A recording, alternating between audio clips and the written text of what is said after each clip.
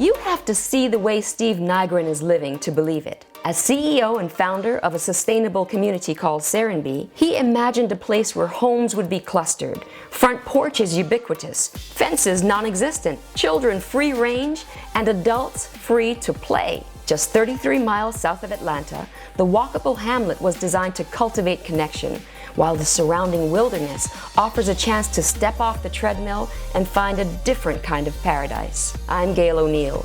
Join me and my producer, Felipe Barral, as Steve Nygren shows us the scenic route to a built environment where people are encouraged to slow down, meander, and thrive. All that coming up on this episode of Collective Knowledge, because spreading knowledge is the most altruistic thing we can do as human beings.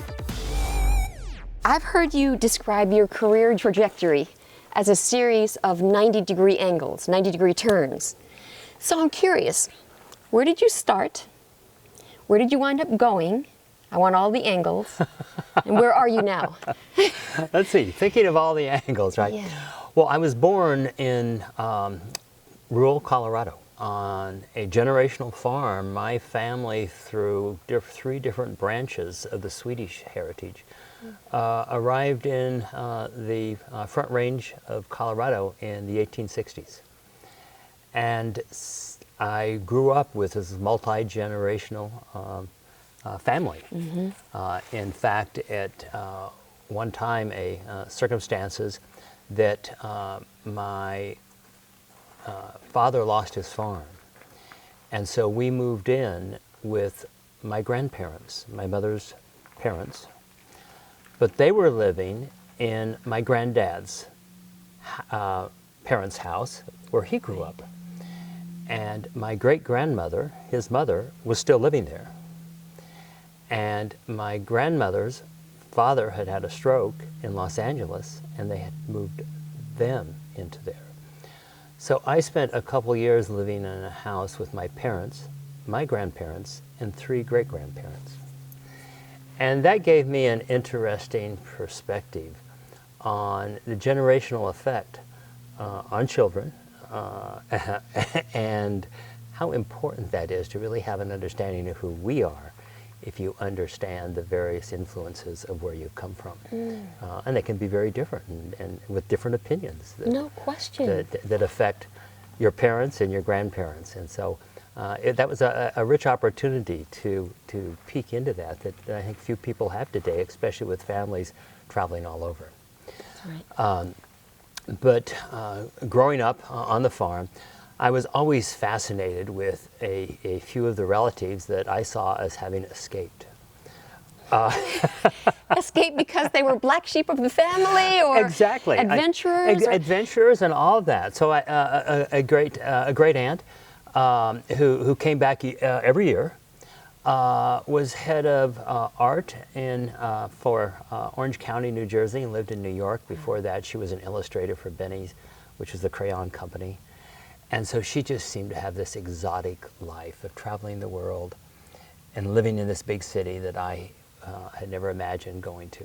Mm-hmm. And so that was always fascinating. And then my grandmother had a cousin who was on the West Coast and coming in from Los Angeles and telling all the stories. And so that seemed like just there was this world out there. And at a young age, I realized I was not going to be satisfied staying on the farm on the plains of Colorado. And I could hardly wait to start a life not as a farmer. That was not of interest. So you only knew that life would not be that of a farmer. Did you have an idea of what you wanted to do, or where you would find your place in this big, exciting world? I wanted to be an architect. And so some place during high school, I was interested in architecture through drafting classes and what have you. And so I went to the University of Colorado to become an architect. And this is where you have those times that intervene in your life, that change your life, that you're not aware of. So, of course, your freshman year, it's just, you're doing standard things. You really weren't doing any architectural classes, except classes they had to scare you from that, because they said, you know, it's going to be tough, and it was a reality check. Mm-hmm. And I thought, well, I can do that. But then that first summer, I wasn't going back to the farm for the first time. And friends had a business in the resorts in Colorado. He was the butcher that supplied all the meats to all the resorts. And he said, come up, there's lots of summer jobs. And I arrived, and he said, man, I had no idea how hard jobs were to get. A lot of these kids are coming back even after they're out of college. Sure. But he said, I've got you a dishwasher's job in the nicest place in town, and something else will come up, but you can start there. Where was the nicest place in town? This was called the El Monte, Okay. and in Granby, Colorado. Granby, Colorado. This is just down from Winter Park, and near where a lot of your big dude ranches are. In fact, when President Eisenhower was in the White House, this was his Colorado Mountain retreat just around the corner. So this was a lot of well-heeled folks would come into the area. Well, I was just glad that I wasn't working the farms that summer, and so washing dishes was just fine with me. What's this all about? I had no idea. And on the third night, the owner came back and said, did any of you kids bring a dark suit with you? Somehow Mother had always taught me to be prepared. Mm-hmm. And I had a dark suit that, by the way, is a suit my mother had made, handmade. Mm. Yeah. Because she was a seamstress, and why pay that? And so I raised my hand, and I was the only person in the whole kitchen who raised their hand. And he said, go put it on. I fired the Maitre D. You're going to be at the front door tonight. Yeah. Well, I just had a grand time. Well, Steve, wait a second now. So you're a kid. You have escaped the farm. You're studying architecture. Was there a part of you that said, I don't know how to be a maitre d'. I don't know how to. Oh, absolutely not. I had a dark suit and I could smile. And I was, I could handle groups. One thing I didn't mention when I was on the farm, I also was very involved in an organization called The Grange, which represents farmers in many states. It was the big thing, especially at the turn of the last century. And I was the national youth representative. And so I was used to being in front of people, and that didn't intimidate me at all. Right. So yeah, this would be fun. Be out front rather than dealing with the dishes, be out front talking to guests. That seemed like a natural. Well, I remained the maitre d' for the entire summer. And then back at the University of Colorado, Christmas coming up, money. So you did go back for your I went back. After the semester, I went back. Okay. And then I decided that I was a maitre d', and I could drive those 20 miles down to Denver and get a job in one of the big city restaurants. While being a student. So this While is being a student. Okay. Yeah, I had worked my way through the freshman year hashing in the dorms, and so now this was, I wasn't going to work the second year, but money got short by November, and so I decided that I would try that. And after about 10 days of being turned down, I accepted a busboy position with Stouffer's, which was opening a brand new restaurant called Top of the Rockies, which Stouffer's was doing all these buildings back in the 60s on tops of buildings in cities. Oh, okay. Top of the Sixes in New York, and Atlanta had Top of the Mart. And so I decided, okay, that'll be fine, I'll make good money. And I just flourished and loved it, and I remained with Stouffer's for 7 years. Went into their restaurant management training program before I was out of school, and they said, we'll pay the rest of your education. We want you to be a night manager here. And then I went into their hotel division to open hotels, and opened the hotel in St. Louis, and they moved me to Atlanta to open a hotel here. And I was in charge of all marketing at a tender age of 24. Wow. And so I was here to break ground, and fell in love with Atlanta. And we opened the hotel in October of '72, and I left that December with plans to open the Pleasant Peasant. And the rest is history. And then that was my 90-degree turn. I mean, from farm, 90-degree into hospitality, and then from working for a large corporation into owning my own restaurant. Yes. What did all of that experience in the hospitality industry teach you about the human need, desire for connection and community? Well, it's that entire time. I mean, understanding how I grew up with a multi-generational family in a community where the families had been there for generations. So it wasn't just my family, but I went to school with kids whose parents had gone to school with my parents, whose grandparents. I walked to the school and sat in the same classroom that my mother and my grandfather did, and the school that my great-grandfather had helped build. So that understood the importance of just not the immediate connection, but the longevity of having those connections with people that understand you, but also hold you accountable. Yes, in a different way. In a sense, Steve, you have to recreate all of that. Artificial is too pejorative a term, but you have to recreate that instantly when somebody walks in the door at a restaurant, and you want to make them feel at home, you want to make them feel welcome, you want to make them feel like we've been waiting for you. How do you do that with sincerity? Can that be taught, do you think, or do you think you have to? No, it absolutely can be taught. Now, it has to be an innate understanding of a person willing to meet someone where they are in their needs. And you know, that exists in most people. That so, understanding of other human beings? I think so. We maybe have it buried for our own protection, or we're too busy, or we forget to look at someone's eyes that take you into where they really are. Right. You know, I taught our managers that when you walk a dining room, you glance at their plate, but you look in their eyes to understand if they're satisfied with their meal, which is a very important thing to do when your managers are walking the floors. So I know it can be taught because we had 38 restaurants. On those last few years, we had as many as 6,000 W-2s. And one of the real things in our restaurants were people really understood or people really felt that they were having an experience. It wasn't just to fill their stomachs or to, it was to really address a hunger far deeper than just having food. And it's to understand that no matter what business you're in is to feel that. And I don't think it's difficult. We naturally want to connect with one another. And if we just have to open up our own barriers, and it flows pretty naturally. Why do you think we have those barriers? I think because we have created a society. Well, where I'm coming from is I believe the barriers have come from the built environment. Now this is what I have really been studying now the last 2 decades. So that's why I see where it is. But you look at how we are building places for people to live and work, and basically it's places to exist rather than to thrive. It's all about efficiency. It isn't about connecting people on any level. It's how do we get them from where they're living to where they're working, and then the automobile has really played into that.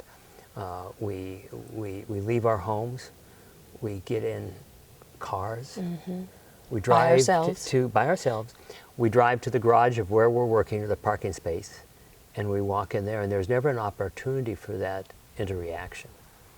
And we've just built places and set the system up to function in such a way that it's efficient, but it doesn't connect you with each other. Let's go back to your other 90-degree turn. You're super successful with the Pleasant Peasant restaurant chain. And you go for a drive in the country in 1991. You're a young man, you're retired, you say, I'm going to enjoy my little girl's youth while I still have them underfoot. And then you drive to take them to see farm animals, is it, in the country? Tell me what happened in... Well, we were what I call busy on the successful treadmill of life. We had a big house in Ansley Park, very urban, walked 2 blocks to the High Museum and Symphony Hall and the restaurants along Peachtree, 3 blocks the other way to Piedmont Park, where I jogged most mornings, and the Botanical Gardens, and life was just pretty great. We thought we had everything, a pool, Barbie cars for the kids. And in '91, when the girls were 3, 5, and 7, Marie saw on the back of the Georgia Preservation newsletter that there was a historic farm for sale just south of the airport. Well, we couldn't believe that there was really open land that near Hartsfield, yeah. And you're always looking for something for small children to do. And so I called and clarified we were not interested in buying anything, but we were going to take a drive with our young children, and would they mind if we pulled in to show them any animals that might be in the barnyard? We would be no problem. They didn't even need to come out, you know. And of course, anyone with something for sale says, come on. Come on down. We arrived, the Shetland pony was saddled, and we bought the farm. Literally. Literally. Now, I had no idea why, other than I was pleasing the 4 females in my life. Mm-hmm. That's a pretty good reason. And I figured it was a good investment, land this near the city. We were able to rent the old historic farmhouse out. And there was a shack in the back, and my wife said, well, I'll fix that in case we ever want to spend the night. We envisioned, we might come down a couple afternoons a month and let the kids romp in the woods, and maybe we'd get them that Shetland pony, and we'd have to get a caretaker and all those things that came with us. So to my surprise, it's where everyone wanted to come every weekend. Mm-hmm. And doing that every weekend was a value shift for me. And suddenly, it was that flashback to my youth in the country, and to see my children respond to nature in the way they did. It really touched me, and I realized all of those material things that we had at our house in Atlanta meant nothing. And so it was a time that I had sold a portion of my company to fund the expansion of it. And I had a 5-year contract that was going to be renewing that May in 1994. This was a January morning in 1994. We had just completed a political season where my candidate didn't win. Mm-hmm. But one of the worst parts is that people that had worked for the opponent, I had shared with them facts that this guy was a crook. Yeah. And they didn't step away. And so I said, either you don't believe me or you don't care, in either way. So it was just like, okay, I'm working hard. You know, we were very connected politically for organizations. And so I thought, why am I doing all this? Because we're making very little change. I had a great Rolodex. You'd think I could have change. I mean, we had a restaurant within 7 blocks of the U.S. Capitol. And so it was just like, what? You know, one person really can't affect change. Mm-hmm. So why am I trying so hard when I have these 3 little girls and I can put my arms around them and I can have change? Yes. And that Monday morning, driving back into Atlanta, I made the decision that I would sell the balance of the company, that we'd had someone during one of those event rallies or political rallies that said, if you ever sell the house, let me know, this is great. So I called and said, we've decided actually to sell. And so we sold the house, we sold the company, and stepped off the treadmill. I resigned from most boards, and we came out here and started restoring the old farmhouse, put in the organic garden, put in the pool, put in some of the trappings that we would miss from the city. And I thought we had just found paradise, and this is where we would continue living and do seminars, took the kids to Europe for 2 to 3 weeks at a time. And I was delighted with my 90-degree turn into retirement. I'm seeing it as a major migration, Steve. You migrated from the farm to an urban life. You conquer that, and then you make a great migration back to where you started. So as somebody who bought into the dream home paradigm, you built a little cocoon where every creature comfort was accounted for and provided for, and then you move away from all of that. Tell me, A, what you think a dream home is, what, the American idea of a dream home is, and what we overlook or what we're sacrificing in seeking perfection in a home. Well, what I did think was all the toys. And I think in America, one of the problems we have, especially since World War II, is the idea of success. It has been the larger lot you could own, the bigger the house you could own, the more toys you can put in that compound. Compound is the word. But then the problem is, you see, is there's a lack of connection. And what happens with all those toys, we have the tendency to start worrying about someone taking them, so we put fences around them. Yeah. And chances are, all of your neighbors have the same toys. So you do not have to go to a neighbor's to share. Oh, right, There's no yeah. communal. And so we've totally separated ourselves from one another. I think one of the great examples, someone that lived here, moved here several years ago, had come back to Atlanta and were trying to figure out where to live.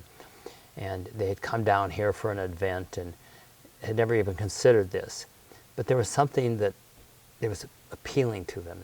They came back another time and, talked to some folks and ended up having, coffee on someone's front porch, because people were on their front porches, they could talk to them. And still couldn't figure out why. There was nothing logically about why they should move here instead. Mm-hmm. And he said, I went back to this house that we had a contract on, and I walked in it, and I walked to the back deck, and it was this, a beautiful house, deck on a hill. And from that deck, he says, I could see all the perfect fences around every backyard with a perfect play set in each one. Yes. Now, he said, I'd seen that, and I thought that was wonderful. And after being to Serenbe twice, I suddenly saw that I was about to put my child in a prison, unintentionally. Because he says, at Serenbe, it didn't dawn on me, there were no fences, and the kids were free. Technology purports to bring us all closer and make us more social, but in fact it puts us in an eyes down position as opposed to an eyes up position. And then that leads to isolation. That's what right. happens when people feel isolated? Well, you're depressed because we need one another. And I believe, a big cop-out that I hear from parents is they can't do anything about it. They feel helpless. They feel like helpless. Their kids have to keep up. Yeah. Yet, now we're not going to take the technology away from them, nor would we want to, I think. They need to understand the world they're living in. But imagine if you have 10, 12-year-old kids, and they have a choice between running freely out in the woods, down to the tree house, over the streams, with their friends and without parents, or sitting in a house with their parents. Which do you think they would choose, at least for part of the time? But the problem is, today we're in a fearful society, and so those children are no longer allowed to run down to the woods. There's a parent that's driving them to a sporting event or an arranged play. And so we've turned our parents into chauffeurs and sheriffs. And umpires. And all this, trying to micromanage their kids' lives. Yeah.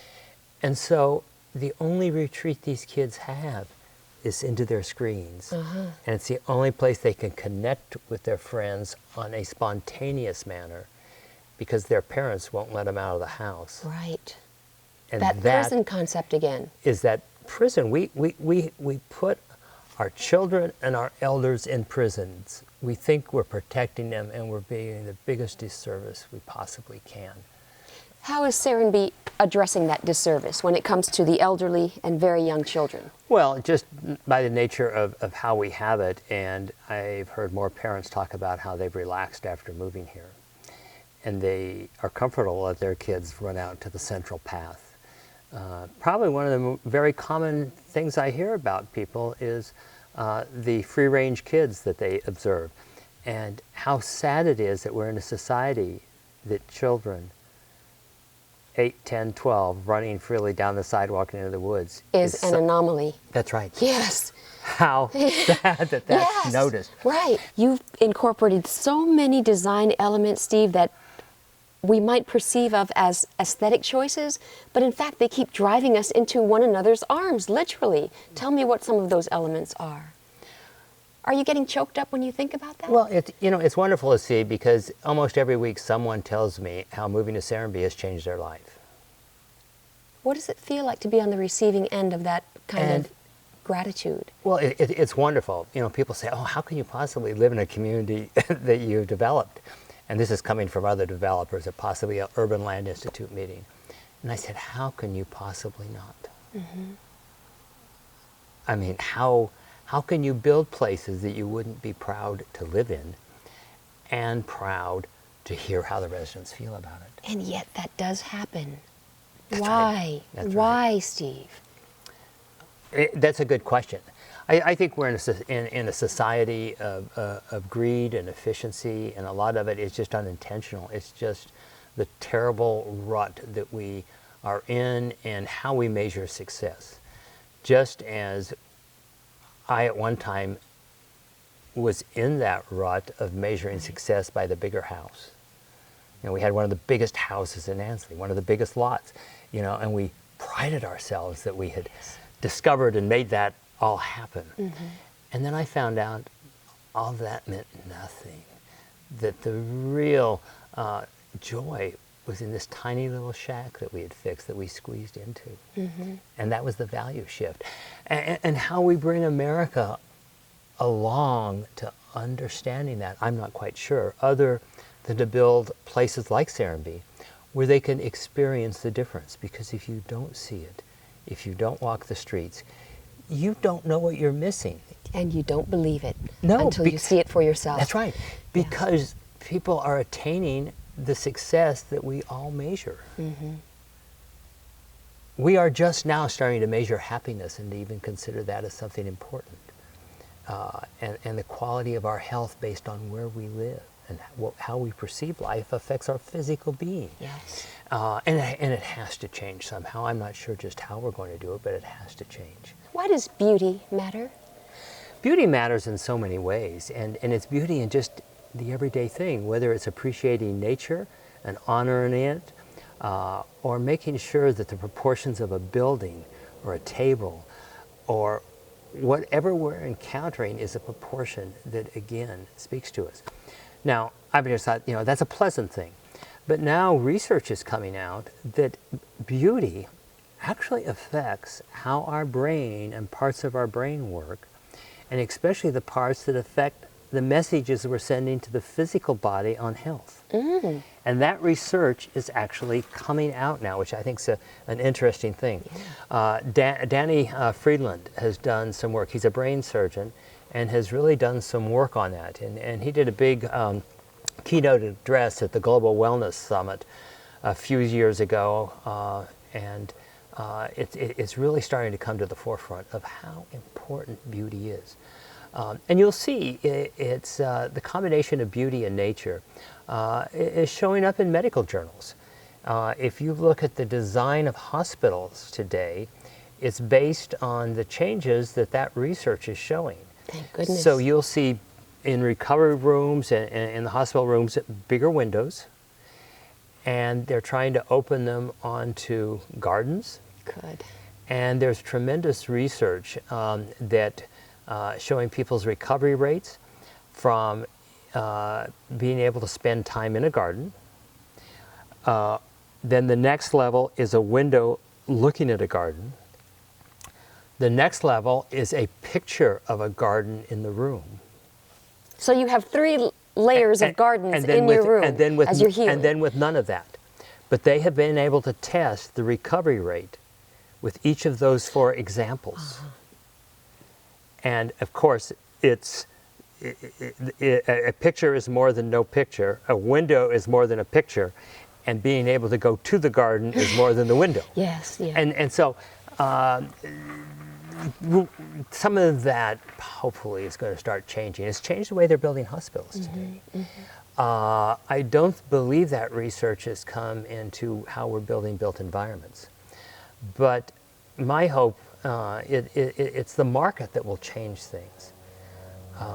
As we stepped out of the recession, there was enough research showing that environmental and walkable communities were the first out of the recession.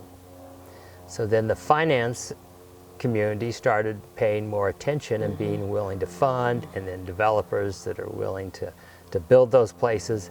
And then if market responds and buys those places, we'll start changing things. Everything is about market. And hopefully they'll start identifying that beautiful places also change that. Well, as you know, collective knowledge is all about talking to people like you, sharing your knowledge for how we can incorporate tiny changes in our lives to make them better. So what 3 things, based on your experience, can any viewer do to create connection and community in their own lives? Well, I think the most important thing is get out and walk in your neighborhood. Can we drive to the mailbox? No. Yeah, just walking. Walking. I mean, that affects you physically. I think there's a lot of research that shows that left foot in front of the right, that it's a calming, centering of the body. And chances are, if you're walking, you're going to run into someone, or be sure and walk to places where there are people, whether it's in a park or what it is. So if you live in a sterile place, then I would suggest you drive to a place where there's some level of activity. And then practicing just looking at someone's eyes and saying, good morning. And then listening to their response. That's right. And Yeah. some people are going to look at you strangely. Yeah. But that's the beginning of connection. And that's a very simple thing to do. And then start appreciating nature. Go into nature, go into natural nature. I'm amazed. I'll do a walk in nature here, and how many people don't see it. So Steve, is this paradigm, the Serenbe paradigm, only workable in rural Georgia? Like what if I were by an ocean or in a mountain? Well, the components of Serenbe are what are important. It isn't a copy of Serenbe, but it is the various components, and it can happen anywhere. I think one of the best examples, if you look at the urban center, everyone thinks that the urban center can't experience this. Yes. One of the best examples is the 4th Ward Park next to the Ponce City Market. Right. Now that was a parking lot with a stormwater problem. And the city at first was going to do the traditional big pipes underground. And someone said, let's look at the environmental bioretention way we can do that. They came up and found that it's saved millions of dollars, and it's created a beautiful place that people gather and go and look at. And now developers have built apartments and condos all the way around it so people can look out their windows onto that green space and park. Now that was an urban parking lot that had nothing beautiful about it. And those conditions exist in almost every urban center, almost every neighborhood. And a community can come together and turn those places into beautiful places that are assets. Well, Steve, I want to let you know that there's never a time that I drive onto this property where I don't thank my lucky stars and thank you for even dreaming it. Well, thank you. Yeah. I could tell the light in your eye. You're breathing deeper and there's a spirit there. Yeah. Yeah. Coming up next on Collective Knowledge, Susan Booth, Artistic Director of the Alliance Theater. There is a gesture that we do a lot at the Alliance when we're talking about, is that an Alliance play or not? And it's this. And all this means is, what is the originating point of this narrative? If it's here, it's going to be harder to make that narrative be a unifying force, because as soon as the gray matter kicks in, we say, I don't agree, therefore I don't like. But if the originating point is here, then we sense this is love, this is terror, this is pity, this is shame, this is joy. I know that. Don't forget to share this episode, like us, or send us a comment. You can follow us on Instagram, Twitter, and Facebook, and please subscribe to our channel on YouTube.